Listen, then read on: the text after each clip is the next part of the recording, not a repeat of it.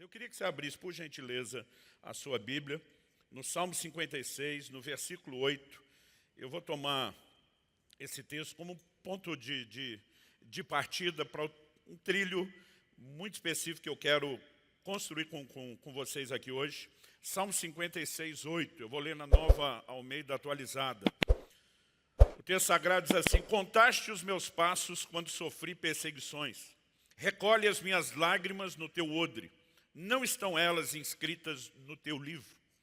Esse salmo é atribuído a Davi num momento e num contexto muito específico, né, de quando Davi, na verdade, foi preso em Gate. Nós não temos esse relato nas Escrituras, é um apontamento histórico do salmo, não sabemos quando isso aconteceu, mas independente desse apontamento que sinaliza quando foi o salmo, o próprio salmo mostra, todo o contexto fala a respeito de aflições, né? Ele começa dizendo: contaste meus passos quando sofri perseguições, depois ele fala de lágrimas. Todo o contexto sugere essa ideia de perseguições e de aflições. Bom, Davi estava fugindo de Saul, né? E é exatamente nesse contexto que ele faz tal declaração. Eu, particularmente, não creio que essas afirmações do versículo 8 do Salmo 56 sejam todas literais. Quando ele diz, contaste os meus passos, né? Deus não precisa contar os nossos passos. Ele, como Deus onisciente, que conhece todas as coisas, um Deus presciente, que conhece tudo antecipadamente, já sabe todos os passos que você vai dar na vida, sem necessidade de contá-los. Minha esposa usa um relógio que normalmente garante a contagem de passos ao dia, para ter a certeza se ela está se movimentando o mínimo para ter uma vida saudável. Deus não precisa desse tipo de contagem. Particularmente, como Davi está fugindo de Saul, está longe de casa, está peregrinando em terra alheia, em lugares distantes, eu acredito que essa é simplesmente uma maneira de dizer: Deus, o Senhor não está indiferente ao meu sofrimento. O Senhor acompanha tudo aquilo que eu tenho passado. Da mesma forma, a afirmação seguinte: recolhe, algumas traduções dizem, recolheste as minhas lágrimas no teu odre. Não estão elas inscritas no teu livro? Não há nenhum outro lugar na Bíblia que sugira um livro de registro de lágrimas ou lágrimas sendo recolhidas de forma literal. Algo que me chamava a atenção desde a adolescência, quando passei a buscar Deus assim com afinco, era que depois de um tempo de oração, especialmente quando estava ali ajoelhado ou prostrado no chão, era levantar e ver o chão banhado de lágrimas. Nunca testemunhei um anjo de Deus vindo recolher literalmente nenhuma lágrima, nunca vi ninguém testemunhar isso, né? Não há nada nas Escrituras que apontem na direção literal. No entanto, quando a gente pensa, se não é literal e é simbólico e alegórico, qual seria o significado? A primeira parte do contaste meus passos, como ele está peregrinando distante, né, parece que é mais fácil concluir. E eu me lembro de uma conversa que eu tive no início de 1994, nos primeiros meses do ano, com outro colega pregador. E eu mencionei esse texto, falei: olha, estou enroscado com isso. E essa pessoa falou: olha, é curioso você tocar no assunto, porque há pouco tempo atrás eu ouvi uma mensagem de um pregador norte-americano. Ele não falou quem era na época, até hoje eu não sei quem é, não posso nem dar o crédito, mas ele resumiu a mensagem. Eu vou resumir o resumo do resumo dele para vocês, né? Eu achei muito interessante. Quando nós falamos a respeito do odre, nós estamos muito distantes, né, do contexto cultural. Por exemplo, se a gente fala que feijoada não tem a menor necessidade de explicar, todo mundo sabe o que é. Mas se a gente for falar de feijoada para o estrangeiro, né, não significa nada, a gente tem que explicar e talvez não se faça ainda entender direito. Quando a Bíblia fala a respeito do odre, nós temos na Bíblia inteira uma referência de um odre contendo água, uma referência só de um odre contendo leite, e todas as outras, recorrentes e abundantes, se referem ao odre contendo vinho, né? Os líquidos, água, leite, poderiam ser guardados em qualquer recipiente, porque normalmente o vinho estava associado ao odre. O odre era um cantil feito com o couro do animal, uma bolsa de couro, né? Isso dizia respeito principalmente ao processo de fermentação, que a uva, que era o suco da uva, perdão, o fruto do esmagar das uvas lá no lagar, era colhido. E no processo de fermentação, uma das formas de controlar, por assim dizer, a fermentação é limitar a exposição do suco da uva a uma quantidade específica de oxigênio. Então, quando se fechava e lacrava a bolsa, você conseguia regular a fermentação. É por isso que, normalmente, ele está associado ao odre. Jesus fala sobre colocar, né, vinho novo em odres novos. Bom, o odre era, portanto, um ambiente de transformação. onde o suco, fruto do esmagar, lá do lagar, que era colocado, se transformava em vinho. O Salmo 104:15 diz que o vinho, alegra o coração do homem. E nas Escrituras ele tanto é símbolo do Espírito Santo como figura de alegria. Basicamente, o que aquele pregador apresentou, tentando se colocar na mentalidade cultural deles, foi que, assim como a uva, o suco da uva é o fruto do esmagar das uvas lá no lagar, as lágrimas são o fruto do esmagar das aflições da nossa vida. Mas assim como o suco ia para o odre, que era um ambiente de transformação, Deus tem o poder de pegar aquela condição, os sentimentos de tristeza e transformá-los no resultado final, que é o vinho, símbolo da alegria. Eu gostei muito da explicação, mas é verdade que a gente não pode fazer exegese em cima disso. No entanto, ela, no mínimo, está alinhada com uma quantidade enorme de textos que apontam de uma maneira clara e explícita numa direção. Deus transforma a tristeza em alegria. Jeremias 31:13, eu lembro que a gente cantava isso desde criança, diz: então a virgem se alegrará na dança, juntamente com os jovens e os velhos, transformarei seu pranto em júbilo e os consolarei, e eu lhes darei alegria em vez de tristeza. Em João 16:20, Jesus diz: vocês ficarão tristes, mas a tristeza de vocês se transformará em alegria. Então nós temos afirmações explícitas ao longo das Escrituras, e eu não pretendo trazê-las aqui de modo exaustivo, que apontam numa direção. Deus de fato transforma tristeza em alegria. Imagino que há uma possibilidade de que a sinalização simbólica de Davi seja essa, mas sendo isso fato ou não, algo que não muda é que nós servimos a um Deus que transforma tristeza em alegria.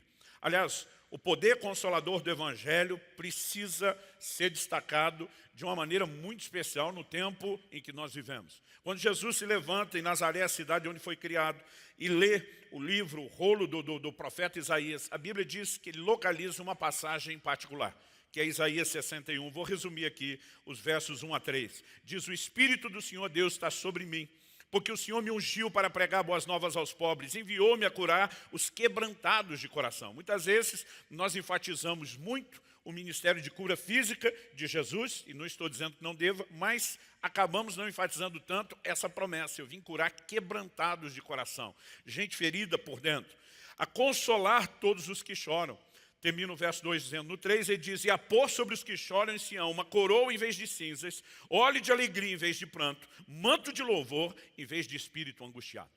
Depois de ler isso, Jesus se posiciona diante do público e diz: hoje se cumpre essa palavra. Basicamente ele está dizendo: eu sou o cumprimento da promessa, eu sou a provisão de um Deus que em lugar de tristeza oferece e disponibiliza alegria. Não muito depois disso, no Sermão do Monte, ele afirma, e Mateus 5:4 registra isso: bem-aventurados os que choram, porque eles serão consolados. Quando você olha só essa frase, pode parecer que consolo significa apenas parar de chorar. Mas quando você olha a perspectiva de como Lucas registrou isso, Lucas 6:21, bem-aventurados são vocês que agora choram, porque vocês hão de rir. Ou seja, com a perspectiva de Lucas adicionada de Mateus, o consolo não é apenas parar de chorar, mas é ter a substituição do choro pelo riso, da tristeza por alegria. É possível esperar alegria depois do choro. Salmo 126, 5 e 6, um texto bem conhecido, diz: os que com lágrimas semeiam, com júbilo ceifarão. Quem sai andando e chorando enquanto semeia, voltará com júbilo, trazendo os seus seixos. Agora, o ponto não é se Deus transforma tristeza em alegria ou não. O ponto que eu quero conversar com vocês hoje. O tema da minha mensagem hoje é como Deus transforma tristeza em alegria. Porque falhamos quando não levamos em consideração o fato que Deus transforma tristeza em alegria, mas falhamos quando não apresentamos também essa mensagem de forma completa e de maneira equilibrada. Bom, no ano passado, em julho do ano passado, fiz uma viagem de carro com a família para São Paulo. Iríamos gravar alguns eventos online e participar de outros seriam híbridos, logo nos primeiros meses ali de pandemia. E eu me lembro de uma ocasião em que acordei pela manhã com o versículo ardendo, queimando dentro do meu espírito. 2 Reis, capítulo 20, verso 5. Quando o profeta Isaías, depois de já ter dado um decreto de morte ao rei Ezequias, Quando foi embora, houve uma palavra de Deus. Volta e diz: Ezequias, príncipe do meu povo, ouvi a tua oração e vi as tuas lágrimas. Né? O Senhor diz: eis que eu te curarei, ao terceiro dia subirás à casa do Senhor. Essa expressão, vi as tuas lágrimas, né? Para mim ela veio muito mais forte até do que só ouvir as tuas orações. Vi as tuas lágrimas. Aquilo ardia no meu coração o dia inteiro. Eu não sei como Deus lida e trabalha com cada um. Quando eu acordo com um versículo, do nada, entre aspas, né, que começa a me incendiar. Não é algo que eu li nos dias anteriores, não é algo que ninguém falou, né, não é uma lembrança gratuita, intencional. Eu normalmente sei que Deus está me chamando a atenção para parar e meditar e refletir em algo. E aquilo o dia inteiro me empolgou. Deus vê as nossas lágrimas. Ele não é indiferente à nossa dor. Ele não é indiferente ao nosso sofrimento. E depois de um dia inteiro empolgado com aquilo, na manhã seguinte eu acordo com outro versículo ardendo dentro de mim. Mas o versículo parecia ser, né, quase que a mensagem oposta. Malaquias 2,13, o Senhor diz: vocês cobrem o meu altar com choro, com gemidos, com lágrimas, e eu não vos ouço. E minha vontade era dizer: peraí, ontem o Senhor via as lágrimas, como que hoje o Senhor não está nem aí para as lágrimas? Mas eu entendi que, na verdade, Deus estava propondo uma espécie de quebra-cabeça. Decifre o enigma, resolva isso. Nós sabemos que a Bíblia não se contradiz, né? Deus vê as nossas lágrimas ou é indiferente a elas. Então, uma vez que a Bíblia não se contradiz, diante de toda aparente contradição, o que nós temos é só um desafio de interpretação. E eu lembro que eu comecei a matutar naquilo. E passei alguns dias, né? Saí de São Paulo, parei primeiro na casa do meu pastor. E eu lembro que naqueles 2 dias que nós ficamos com ele, nós tivemos, em 2 ocasiões, um culto com as nossas famílias. Eu lembro que num momento específico ele olha para mim e diz: você quer compartilhar uma palavra? Eu falei: uma palavra não. Eu quero compartilhar uma dúvida. O senhor prega hoje, depois eu venho com a dúvida, né? E eu apresentei o dilema. Falei: gente, vocês podem me ajudar nisso? E todo mundo só balançou a cabeça e diz: nunca pensamos desse jeito, nunca avaliamos isso. E por onde eu passava, eu conversava com os pastores nos eventos que fomos. E aí, Deus está atento ou indiferente, né, às lágrimas? A maioria diz: puxa, não tinha colocado as coisas lado a lado dessa forma. E eu fiquei alguns dias processando aquilo. Talvez a viagem toda, eu sei que levou mais de uma semana, pode ter sido em torno de uns 10 dias. E eu lembro quando estávamos voltando, já estávamos assim, quase já na divisa do Paraná, que acho que é um quarto final da viagem. Eu virei para minha esposa e falei: você se importa de assumir o volante e dirigir? Ela olhou para mim e disse: está cansado? Eu falei: amor, você sabe que eu não canso, né? Sou daqueles fominha do volante na estrada. E eu falei: mas está baixando um download em banda larga aqui do céu e eu não posso perder isso. Nós trocamos de lugar e eu puxei o computador, comecei a escrever que nem um doido, era um sábado. Ela falou: pelo jeito já temos a mensagem de amanhã, né, que era o culto de domingo. Eu falei: de amanhã não, nós temos a série do mês todo, né? E eu lembro que eu passei o mês todo de agosto aqui, pregando o que brincando eu chamei de a teologia das lágrimas, né? Nós trabalhamos essa ideia de um Deus que transforma tristeza em alegria. E desde o primeiro domingo eu sabia, mas assim, era algo muito forte no meu coração, né, que seria impossível esgotar o assunto naqueles 4 domingos. E eu acabei sentando, escrevi um livro inteiro, foi publicado pela Mundo Cristão, como Deus transforma a tristeza em alegria. Eu sei que os que são filiados aí ao núcleo estão recebendo um de presente hoje. E eu fiquei assim muito empolgado. Agora, eu tenho a difícil missão de, num período curto, resumir isso tudo para vocês. Então, vou pedir que vocês me ouçam bem depressa, né? A primeira parte dessa equação que Deus me fez entender é que existem tipos distintos de choro, de tristeza.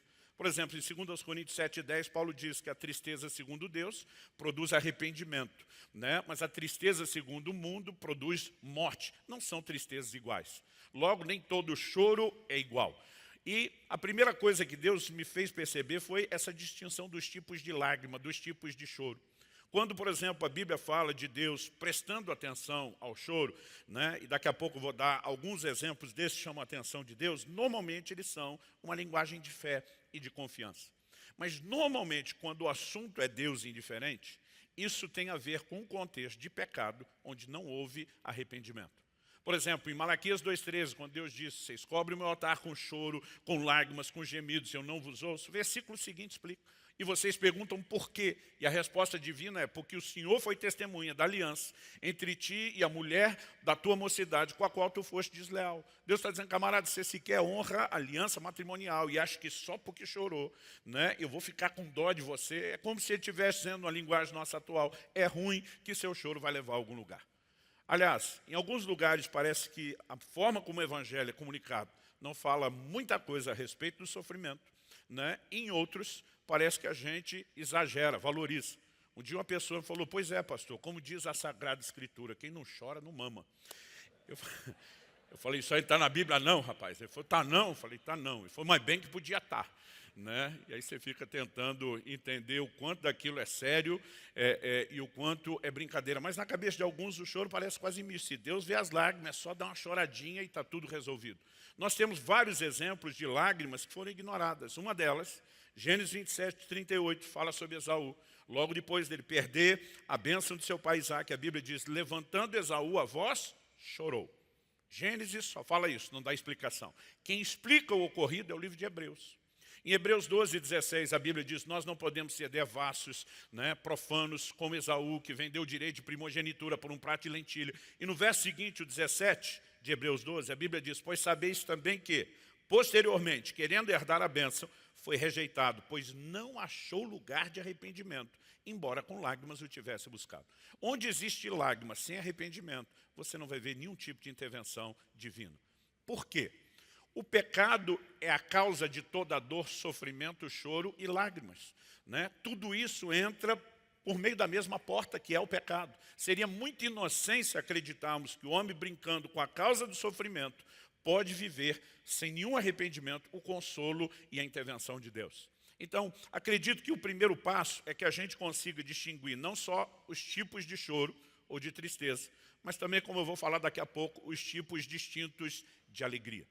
Por exemplo, eu acho que quando mexemos nesse assunto de Deus, muitas vezes não se importar com esse choro sem arrependimento, a gente pode fazer a distinção do que alguém chorar a essência do problema ou chorar apenas a consequência, quando falamos em termos de pecado. Por exemplo, Saul é confrontado por Samuel a respeito de perder o reino. Ele não demonstra nenhum sinal de arrependimento diante de Deus. Só quando Samuel vai sair, ele agarra e diz, você não vai a lugar nenhum. Me honra diante do povo. O importante é manter a média. O importante é que nada disso seja comprometido. Quando Davi peca, no Salmo 51:4, ele diz para Deus, contra ti, e contra ti somente eu pequei. Você não vê Davi lutando para preservar, por exemplo, o reino. Aliás, quando Absalão se levanta naquela revolta contra o pai, Davi dá um perdido no reino. Ele vira as costas, abandona o palácio, vai embora. Se os seus homens não lutam, né, ele jamais recuperaria aquilo. E o posicionamento dele é meio de quem diz, eu fiz por merecer. Né? Eu realmente pequei. A preocupação de Davi não era necessariamente a consequência, era a essência. No mesmo Salmo 51, que é um salmo, né, de arrependimento do seu pecado, ele diz, não retires de mim o teu espírito, e nem tampouco a alegria da tua salvação. Basicamente, você vê alguém, né, que focou na essência do problema do pecado, e não mere simplesmente na consequência. Bom, feita essa distinção, para não me estender, eu queria mexer um pouco no que é o processo. Na Semana Santa, isso deve ter acontecido no final de março, começo de abril, quando normalmente ela cai. Na Semana Santa de 2006, eu tinha mudado para Curitiba em 2005, nós fizemos um evento, a igreja estava começando, juntamos várias das nossas igrejas, do pessoal ligado conosco, para dar quórum e fazer um evento junto. Fomos para um centro de retiro, trouxemos vários preletores amigos, e me lembro de um amigo em especial que me abençoa muito, que estava ministrando, o pastor Marcelo Jamal. Normalmente, quando ele fala, ele tem uma linha de raciocínio assim, muito coerente, não costuma desviar do trilho. Mas ele deu o que eu chamaria de um deslize profético. Você vê que o camarada sabe que o trilho é esse, mas que ele sente a necessidade de dar uma saída naquele momento. E, de repente, ele começa a falar do Salmo 35, né, que diz, porque a sua ira dura só um momento, mas o seu favor dura a vida inteira. Daí ele afirma, o choro pode durar uma noite, mas a alegria vem pela manhã. E ele diz, gente, vou sair um pouco do assunto porque eu preciso falar isso. Ele diz, o que significa o choro pode durar uma noite? Ele falou, o choro tem prazo de validade. Mas será que essa afirmação é literal? Ele disse, se fosse, todo mundo teria seus problemas resolvidos em no máximo 24 horas. Ele falou, mas a própria Bíblia fala de gente que chorou muitos dias. Então a pergunta é, se isso não é literal, o que é que simboliza, o que é que significa? E basicamente ele resumiu da seguinte forma, ele falou, a noite é o ambiente das trevas, o amanhecer é o momento da mudança que traz a chegada da luz. Ele diz, o choro ou a tristeza prevalece no ambiente de trevas, enquanto a alegria entra quando a luz chega. Trevas na Bíblia fala de ignorância, luz fala de revelação. Por exemplo, em Efésios 1, Paulo diz que sejam iluminados os olhos do vosso entendimento, quando ele ora por espírito de revelação. Mas no capítulo 4, ele fala a respeito de não ser como os gentios. Aí ele diz assim, separados da vida de Deus, por causa da ignorância que há neles, entenebrecidos, trevas, no seu entendimento. Então ele diz, nós precisamos entender isso, que a revelação da palavra é que tem o poder de produzir mudança. Eu lembro que eu sentado, estou olhando aqui e pensei, uau, esse é um assunto interessante. Ele parou e falou, bom, estou falando disso só como profeta, já vou voltar no meu trilho. Ele aponta o dedo para mim na frente de todo mundo e diz, mas quem vai escrever um livro inteiro a respeito do assunto é você. Eu pensei, eu não sabia nem esse negócio que você está falando, e agora eu tenho que escrever um livro, só porque o meu ministério é isso. Não levei aquilo muito a sério. Depois ele falou, cara, é sério, eu estou te liberando uma palavra. Eu esqueci completamente disso. Só me lembrei em setembro do ano passado, quando terminei de escrever o livro, e o Espírito Santo me fez lembrar disso de uma forma nítida e falou, eu quero que você leve luz ao coração das pessoas, né? Eu quero que você comunique a palavra. Então, a segunda coisa, depois de distinguir os tipos de choro, para mim é tentar estabelecer aqui um resumo da necessidade de que a gente compreenda o processo. Como eu disse antes, que Deus transforma a tristeza em alegria é bíblico e é fato. Agora, como isso acontece, é algo que eu e você precisamos, de fato, entender. Por que que Deus não pode intervir, por exemplo, no choro onde há pecado sem arrependimento? Né? É a revelação, é a compreensão da palavra que normalmente leva o homem ao arrependimento que gera mudança. Né? Sem ela não haverá intervenção. Mas entendendo isso, eu acredito que nós podemos entender que, na perspectiva do crente, o choro não precisa necessariamente ser uma conformação com a dor, né? Com uma circunstância difícil, até mesmo com uma situação, né? Que nós interpretaríamos e rotularíamos de derrota. Ele pode muitas vezes ser o reconhecimento da nossa insuficiência, mas a expressão da nossa confiança no Deus que é todo suficiente. Então, quando você vê o rei Ezequias, por exemplo, chorando, ele não está apenas lamentando a notícia, é só você ver a oração dele. Ele diz para Deus, o Senhor sabe que eu andei diante de ti, com o coração íntegro. Né? Ele se posiciona dizendo, eu não posso reverter esse quadro, mas o Senhor pode. E por causa dessa linguagem de fé, porque não é apenas o choro pelo choro, ele recebe um milagre. Nós podemos falar de Ana, né? A mãe de Samuel, chorando diante do Senhor, a ponto de Eli inicialmente interpretá-la, tê-la como embriagada. Mas ela sai de lá com o que nós podemos classificar de uma palavra profética de Eli, que o Senhor te conceda a petição que fizeste, e aquela circunstância foi mudada. A gente poderia estar aqui, Davi, 1 Samuel 30, quando chega com seus homens em Ziclag, descobre que a cidade foi destruída, queimada, mulheres e filhos foram levados cativos. A Bíblia diz no versículo 4 de 1 Samuel 30, que Davi e os seus homens choraram até não ter mais força para chorar. Uma coisa é você parar de chorar porque foi consolado, a outra é parar de chorar porque não aguenta mais continuar chorando. Naquele ambiente de desespero, onde parecia que a coisa não podia ficar pior, os homens começam a olhar para Davi e falar em apedrejá-lo. Porque você que é pastor sabe, a culpa sempre é do líder. Se deu certo, todos nós fizemos. Se deu errado, é o líder. E a turma começa lá em apedrejar Davi. Nesse momento, Davi teve que despertar. O verso 6 diz, Davi, porém, se fortaleceu no Senhor, seu Deus. E esse é o ponto de virada. Aliás, eu acho interessante que Davi faz duas perguntas a Deus. Né? Senhor, devo perseguir os amalequitas? A segunda é, vou alcançá-los? Porque mesmo que Deus diga assim, você deve perseguir, poderia mera, né, e simplesmente ser uma busca muito indefinida para eles, porque eles estavam com 3 dias na dianteira. Mas a pergunta que Davi não fez foi a terceira resposta que Deus deu. Deus disse, você deve persegui-los, você vai alcançá-los. Talvez ele não chegou a fazer a pergunta porque estava receoso, mas Deus se antecipa e diz, e tudo e a todos vocês vão recuperar.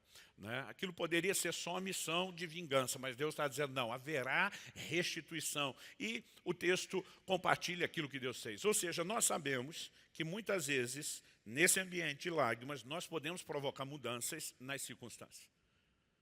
E não podemos negar tanto o fato bíblico como a possibilidade de viver isso nos nossos dias. Porque Deus não foi um Deus de milagres, Ele continua sendo um Deus de intervenções, Ele é o mesmo, Ele não muda, nele não há mudança nem sombra de variação. Hebreus 13:8 diz que Jesus Cristo é o mesmo ontem, hoje, será para todo sempre, e nós vamos sustentar essa mensagem.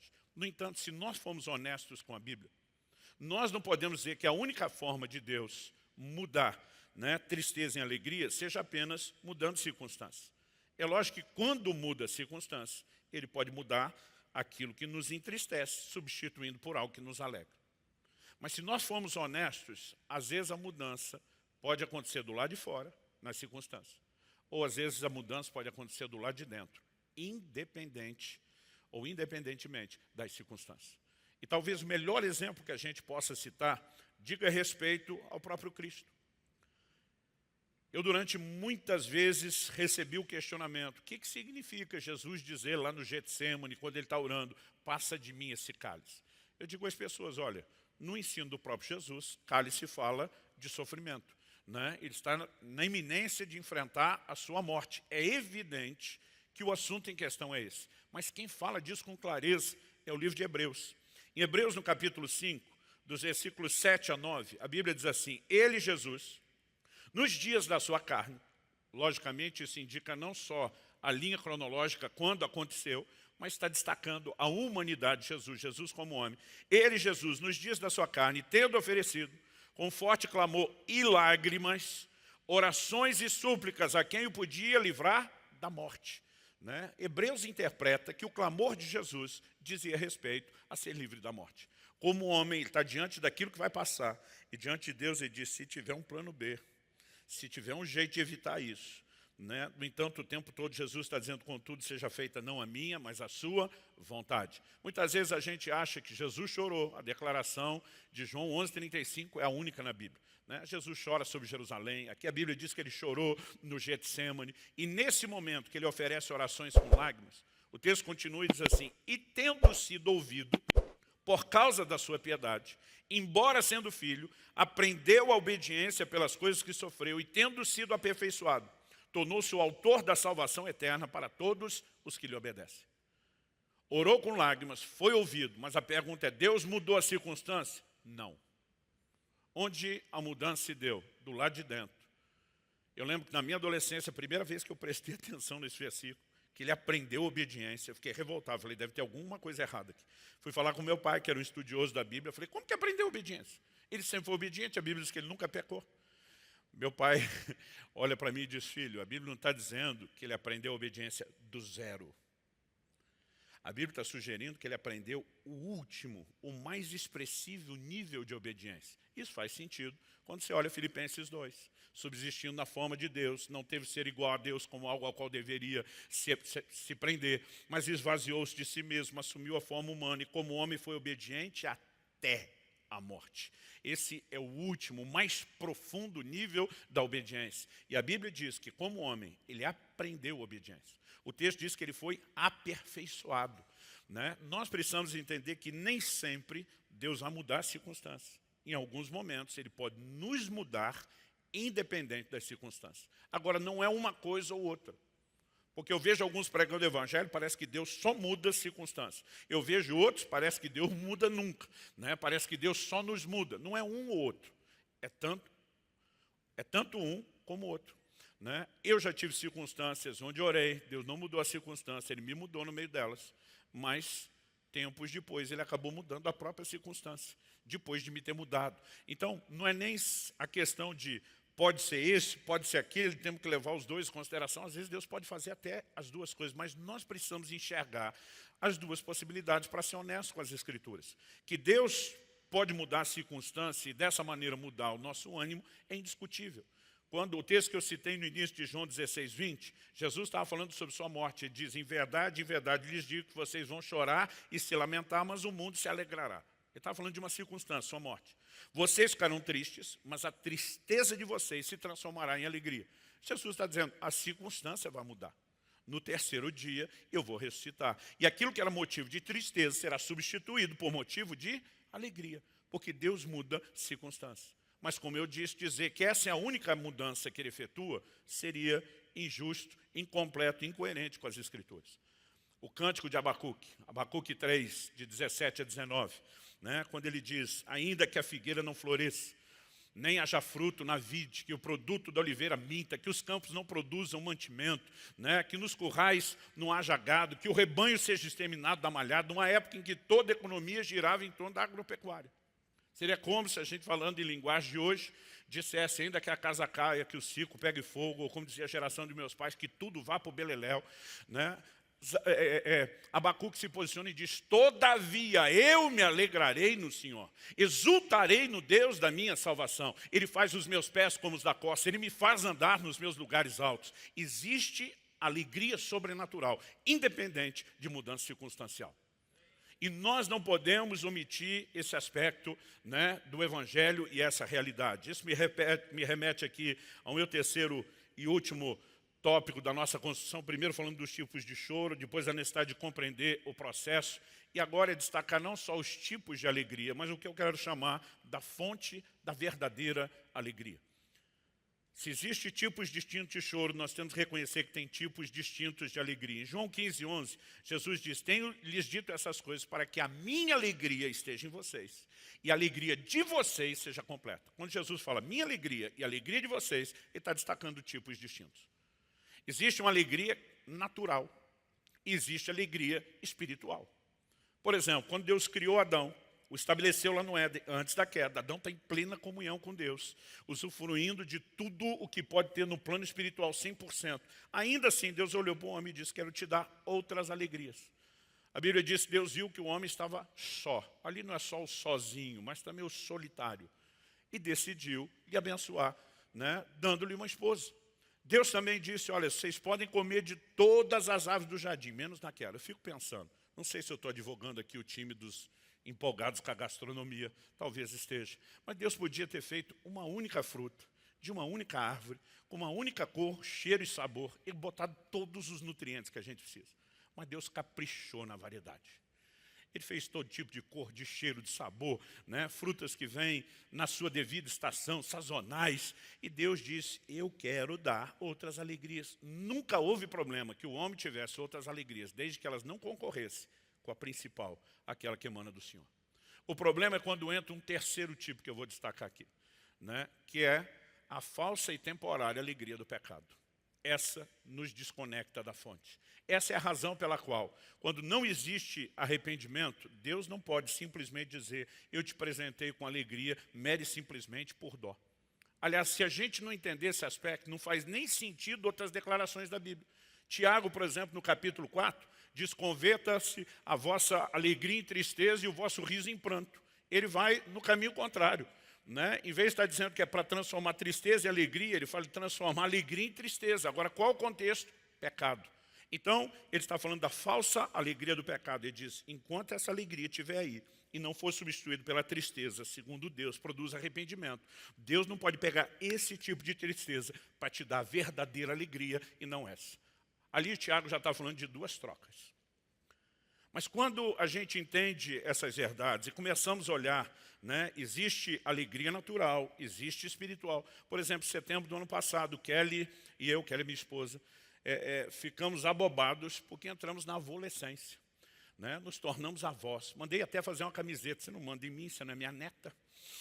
Eu fiquei empolgadíssimo, a gente fica assim, bobos que são avós aí, podem confirmar. Mas isso é uma alegria natural. Um ímpio que não teme a Deus, vira avô, vai ter alegria. Talvez não tenha a consciência que nós temos, a bênção geracional, uma série de outras coisas, mas vai ter alegria. Porque algumas alegrias são naturais. Agora, Jesus está dizendo, se a minha alegria tocar e preencher a alegria de vocês, aí sim a de vocês vai ser completa. Agora, por que eu estou dizendo isso? Se a gente pensar só na alegria circunstancial, e Deus muitas vezes vai mudar a circunstância e nos dar esse tipo de alegria, ainda assim nós não estamos falando de alegria plena ou completa.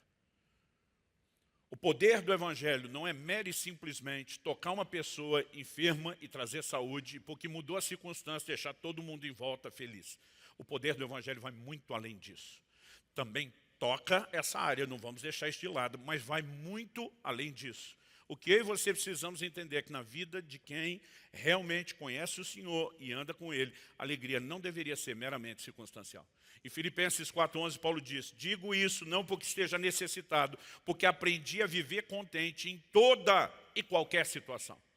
Eu gosto quando ele destaca, aprendi a viver contente. Isso não é algo meramente automático. Ergui a mão para Jesus, fui no apelo, embora o convertido tenha essa marca da alegria, principalmente quando falamos daquela que não é circunstancial, é fruto de aprendizado, de crescimento, de maturidade, de conhecimento de Deus.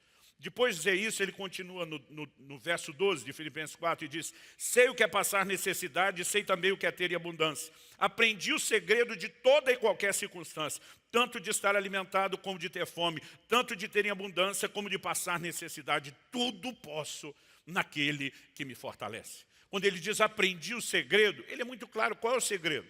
A frase tudo posso naquele que me fortalece, normalmente a gente imagina isso, tudo posso, realização.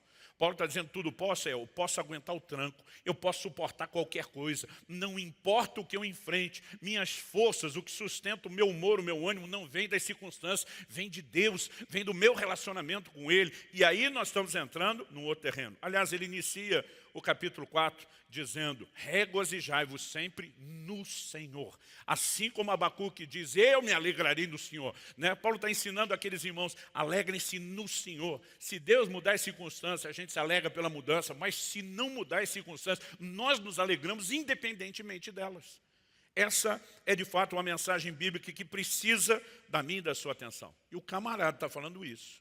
É alguém que assim, quando você olha aquilo que passou, aquilo que enfrentou, chega a doer na gente só de ler o relato. Me permita te lembrar o que Paulo diz em 2 Coríntios, lá no capítulo 11, a partir do verso 23. Ele diz, são ministros de Cristo, falando como se estivesse fora de mim, afirmo que sou ainda mais, em trabalhos muito mais, em prisões muito mais, em açoites sem medida, em perigos de morte muitas vezes, 5 vezes recebi dos judeus 40 açoites menos 1, 3 vezes fui açoitado com varas, 1 vez fui apedrejado, 3 vezes naufraguei, fiquei uma noite e um dia boiando em alto mar, em viagens muitas vezes, em perigos de rios, em perigos de assaltantes, em perigos entre patrícios, em perigos entre gentios, em perigos na cidade, em perigos no deserto, em perigos no mar, em perigos entre falsos irmãos, em trabalhos e fadigas, em vigílias muitas vezes, em fome e sede, em jejuns muitas vezes, em frio e nudez. E não bastasse essa lista, no 28 ele diz, além das coisas exteriores, ainda pesa sobre mim diariamente a preocupação com todas as igrejas.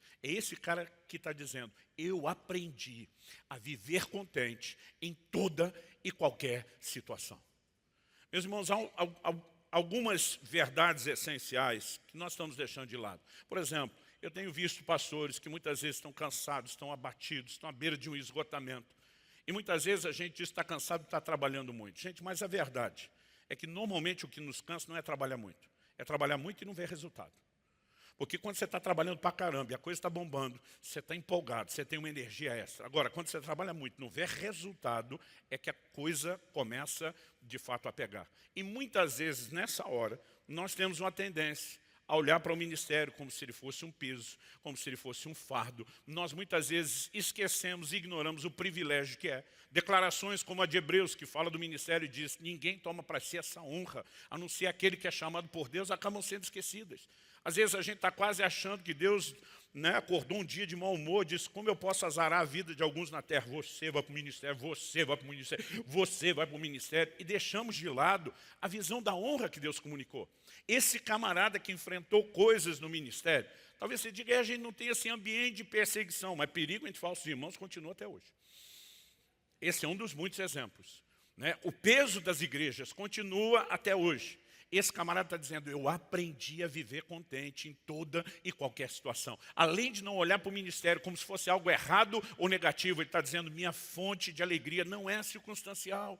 Em Romanos 8,18, Paulo diz, as aflições do tempo presente não podem se comparar com a glória que em nós há de ser manifesto. E 2 Coríntios 4,17, ele diz, a leve e momentânea tribulação. Meu irmão, se uma lista dessa é chamada de leve e momentânea, o que ele está comparando? Ele diz, não pode se comparar com o peso da glória. Ele está usando a figura, a alegoria da balança romana, 2 pratos.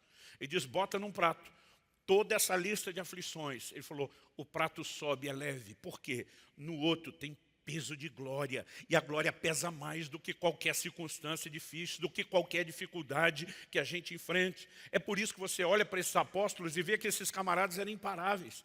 E mesmo em circunstâncias de perseguição, o tempo todo, a Bíblia está falando de alegria. Atos 5:41 diz, eles se retiraram do Sinédrio muito alegres por terem sido considerados dignos de sofrer afronta por esse nome.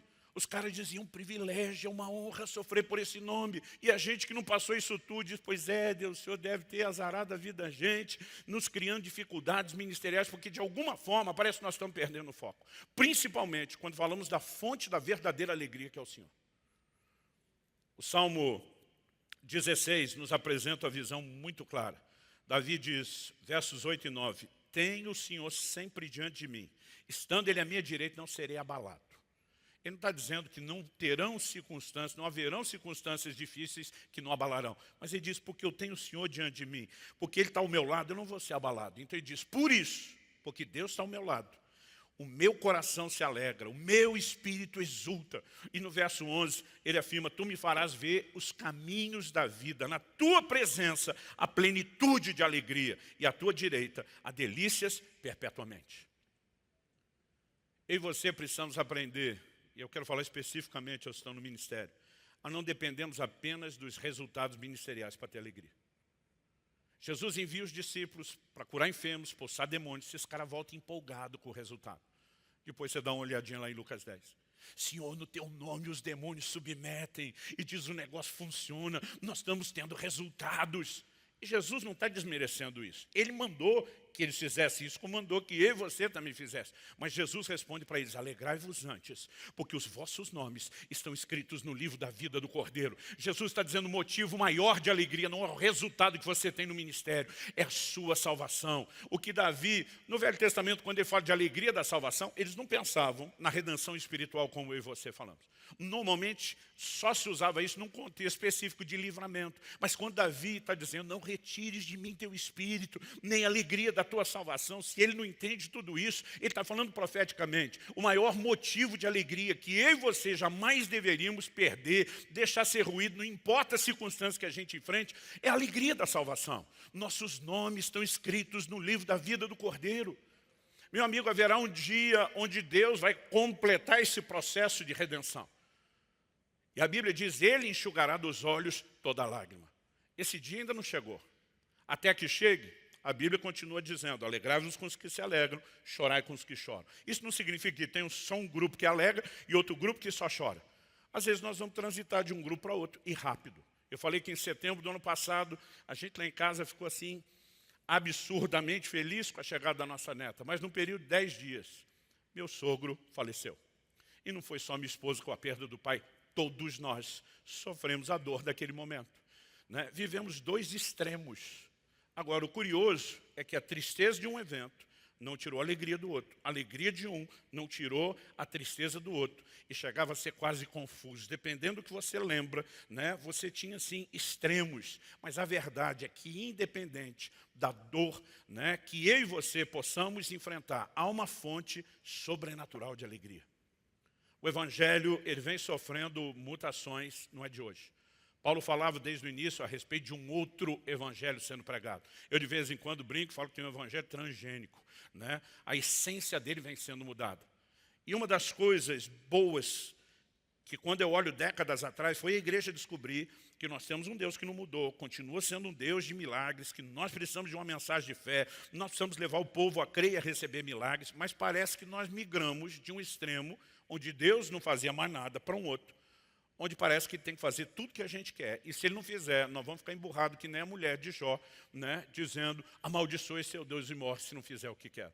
O evangelho vem ganhando contornos não, talvez seja um miolo antropocêntrico. Né? Nós estamos tirando o foco naquilo que é a mensagem bíblica, e parece que a única forma de Deus alegrar as pessoas é só fazer aquilo que elas querem. há uma dimensão sobrenatural de alegria. Isso tem que ser resgatado na nossa vida, no nosso ministério. Isso precisa ser depositado no coração do nosso povo. E ainda que continuemos a pregar uma mensagem de intervenção, nós também vamos dizer, ainda que a figueira não floresça, né, que não haja fruto na vide, que o produto da oliveira minta, que o rebanho seja exterminado na malhada, que nos currais não haja gado, todavia eu me alegrarei no Senhor, exultarei no Deus da minha salvação. Não é só a respeito da nossa eternidade. Tem gente jogando uma eternidade de gozo fora porque está desconfortável com um momento de dificuldade. Mas porque mesmo aqui, antes vivemos essa plenitude que Deus tem reservado para nós, nós podemos ser sustentados de forma sobrenatural por uma alegria que vem do Senhor. Aliás, há uma relação muito forte, e eu termino com isso, entre alegria e a pessoa e a obra do Espírito Santo. Atos 13, 52 diz, os discípulos, porém, estavam cheios de alegria e do Espírito Santo. Gálatas 5, 22 diz, o fruto do Espírito é, entre outras coisas, alegria. Romanos 14, 17, o reino de Deus não é comida nem bebida, mas justiça, paz e alegria no Espírito Santo. Nós não podemos simplesmente ignorar esse volume de declarações. O apóstolo Paulo, por exemplo, quando escreve aos Tessalonicenses, ele diz lá no capítulo 1, no versículo 6, e vocês se tornaram nossos imitadores do Senhor, recebendo a palavra com a alegria que vem do Espírito Santo, apesar dos muitos sofrimentos. Uma alegria que vem do Espírito Santo, apesar de sofrimentos. O que é que a Bíblia está apresentando? Uma clara fonte. Mas o texto que realmente me empolga é Hebreus, capítulo 1, verso 9. Quando diz, Deus, o teu Deus, te ungiu com óleo de alegria, como a nenhum dos teus companheiros. Óleo de alegria. A mesma expressão que Jesus lê em Isaías 61. Ele diz que veio pôr sobre os que choram em Sião uma coroa em vez de cinzas. O texto diz, óleo de alegria em vez de pranto e manto de louvor em vez de espírito angustiado. Óleo de alegria. Há uma unção de alegria. Há uma manifestação sobrenatural do Espírito Santo que produz alegria, apesar dos sofrimentos. Então, se deixamos de pregar que Deus intervém no meio das circunstâncias, não estamos pregando o evangelho completo. Mas se pregamos que esse é o único tipo de intervenção para substituir, né, tristeza em alegria, nós também não estamos pregando o evangelho completo. É difícil muitas vezes saber, porque em alguns momentos é dessa forma e do outro. Ontem, eu perdi um grande amigo com 38 anos de idade por Covid. Mais um nessa lista de muitos que nós temos sentido a dor e a perda. Mas no dia anterior, eu estava ouvindo a história de outro pastor amigo, que literalmente foi até a porta do céu e o Senhor mandou ele de volta. O camarada estava se sentindo mal por ter voltado. É verdade, ele estava tipo aquele sobrevivente de acidente aéreo, né, que é um dos únicos e fica sentindo mal. Por que eu escapei quando muita gente está morrendo? Ele falou, pastor, eu vou dizer que eu voltei porque tem um propósito. Deus não tinha propósito na vida dos outros. Ele disse, tem coisa que não dá nem para a gente tentar explicar. E aí eu fico olhando, esse voltou. Chegou lá na porta e voltou. Esse foi. Marciano, acho que foi até a metade do caminho. Voltou, né?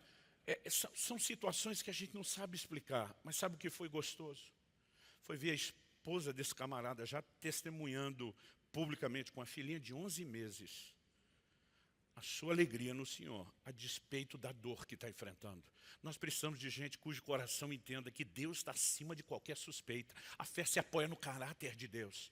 Toda a semeadura de incredulidade de Satanás diz, não é bem o que Deus diz, não é bem o que Deus quer. Coloca em xeque o caráter de Deus, mas a fé se apoia no caráter de Deus. Quando a mulher de Jó diz, amaldiçoe seu Deus e morre, porque ele não está dando o que a gente quer, ele vira e fala para sua mulher o que muitos de nós já quisemos falar para nós. Você fala como uma louca. E diz, em algum outro momento, ele vai dizer, não só ainda que ele me mate, eu louvarei, mas ele diz, eu sei que o meu Redentor vive, ele há de se levantar sobre a terra. Algo que eu e você, de fato, precisamos levar o nosso povo a entender, esse nível de confiança em Deus. Alguém me falou esses dias, pastor, resolveu escrever o livro por causa da pandemia? Eu falei, esses textos estavam na Bíblia antes, nós vamos continuar precisando deles depois. Falei, agora que foi um momento oportuno, foi. Porque temos vivido perdas, mas gente... Alguns viram um negócio construído com seriedade, com anos de dedicação, que fluiu, prosperou, de repente começar a minguar, né? E talvez até se quebrar. Teve gente enfrentando situações difíceis. Um falou, pastor, a pandemia está acabando com o meu casamento. Eu falei, negativo, ela só está mostrando como estava e você não tinha tempo para enxergar. Mas ainda assim, tivemos muitas perdas nessa área. A pior de todas as perdas, vidas humanas. Mas eu e você precisamos levar o nosso povo, e nós mesmos a ter uma mentalidade, né, de que existe muito mais do que alegria circunstancial. Quantos de nós já tivemos que lidar com gente que foi séria, fiel a Deus, dedicada a um casamento, e viu um outro cônjuge perder o juízo, fazer uso do seu livre-arbítrio para chutar o balde, a fé, a família, e desistir de tudo. Mas às vezes você vê gente numa hora dessa implodir, como quem diz, não existe mais razão para viver. Quando alguém age dessa forma, está demonstrando que não entendeu que existe algo muito maior do que as circunstâncias, por mais dolorosas que sejam. E talvez nunca haverá fé suficiente no coração do povo se nós não pregarmos essa mensagem de forma recorrente, uma vez que a fé vem por ouvir e ouvir a palavra de Deus. Eu quero te encorajar, são dias de desafios, mas se nós lembrarmos na história, muitos de nós como igreja temos enfrentado dificuldades, além da dor que os pastores estão carregando, de perda de vidas, de ver os problemas que as pessoas estão enfrentando, dificuldades que a maioria das igrejas estão enfrentando. Eu só quero terminar te lembrando de uma coisa. Nunca, em 2000 anos e pouco de história da igreja, a igreja emergiu mais fraca de uma crise. Nunca. E agora não vai ser a primeira vez.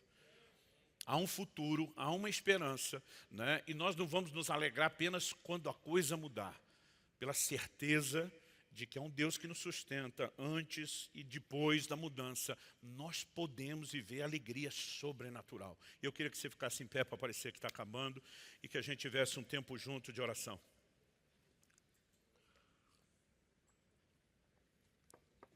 Isaías 25:8 diz, tragará a morte para sempre. E assim o Senhor Deus enxugará as lágrimas de todos os rostos. Como que a dor e o sofrimento entraram? Com o pecado. Romanos 5:2 diz, por meio de um só homem, uma clara referência a Adão, entrou o pecado no mundo, através do pecado a morte passou a todos os homens. Mas haverá um dia onde não só o pecado, mas suas consequências, seus desdobramentos serão todos erradicados, quando o Senhor Jesus, por ocasião da sua vinda, completar o processo de redenção. Como diz Apocalipse 7:17, Ele enxugará dos olhos toda lágrima. E até que esse dia chegue, nós ainda vamos chorar, mas eu e você podemos ter uma certeza de que enquanto Ele não enxuga em definitivo, Ele tem consolo, Ele tem alegria sobrenatural. Mas também não podemos deixar de sonhar com esse dia da conclusão da redenção. Isso é parte da mensagem que pregamos. Nós não podemos falar apenas do que está em andamento, mas dos seus desdobramentos finais. Em Apocalipse 21, me permita ler do verso 1 a 5. João diz, e vi novo céu e nova terra, pois o primeiro céu e a primeira terra passaram e o mar já não existe. Vi também a cidade santa, a nova Jerusalém, que descia do céu da parte de Deus, preparada como uma noiva enfeitada para o seu noivo. Então ouvi uma voz forte que vinha do trono e dizia, eis o tabernáculo de Deus com os seres humanos. Deus habitará com eles. Eles serão povos de Deus, e Deus mesmo estará com eles, e será o Deus deles. E lhes enxugará dos olhos toda lágrima. E já não existirá mais morte, já não haverá luto, nem pranto, nem dor, porque as primeiras coisas passaram. E aquele que estava sentado no trono disse, eis que faço novas todas as coisas. E acrescentou, escreva, porque essas palavras são fiéis e verdadeiras. Eu não estou dizendo que quem sofreu perda não deva chorar. O luto não pode ser negado, ele tem que ser vivido. A Bíblia fala de gente que diante das perdas choraram muitos dias. Mas a mesma Bíblia fala de gente confortando essas pessoas, fala de uma capacidade de superação, porque em algum momento essa etapa precisa ser completada. Ela não pode ser pulada, mas ela precisa ser finalizada. Eu não estou dizendo que não vai ter choro na vida do crente em momento nenhum, mas eu estou aqui advogando que o choro não deve ser ato contínuo na nossa vida. Eu não sei qual a razão de Deus estar falando essas coisas ao seu coração. Talvez Ele queira apenas fortalecer suas convicções, sua mensagem. Talvez Ele esteja tentando fortalecer você nessa manhã. Temos vivido momentos difíceis. Para alguns, muito mais do que para outros. Um dia desse estávamos um grupo de pastores e começou aquela sessão de lamento. Rapaz, aqui está difícil, aqui não sei o quê. Aí um falou, rapaz, eu não. Minha igreja cresceu na pandemia, prosperou, olhei para ele e falei assim, diminui a sua história, agora não é hora. Vamos levantar os outros, meu amigo. Há muitas razões pelas quais as coisas acontecem de forma diferente, e eu não sou desse que tenta espiritualizar tudo. A questão é, independente da gente entender as razões ou não, dói do mesmo jeito. E eu creio